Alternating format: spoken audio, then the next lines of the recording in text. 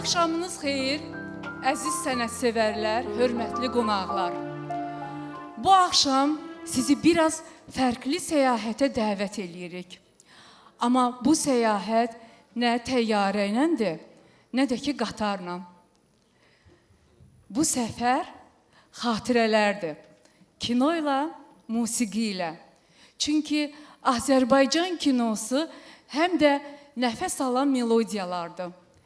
Ekrandan qəlbimizə köçən, bizi düşündürən, kövrəldən melodiyalar, musiqilər.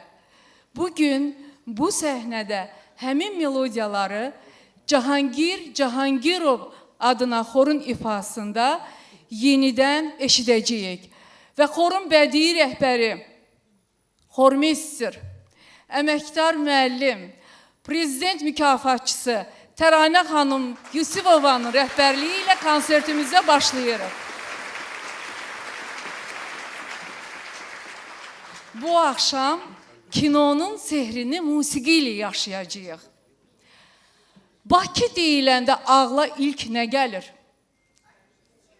Dəniz, külək, bir də zərif, şən, həyatsevər Bakı qızları.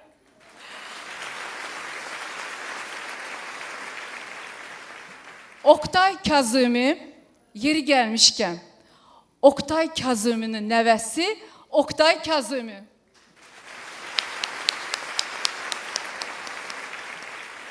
Oktay Kazımi, Bakı qızları.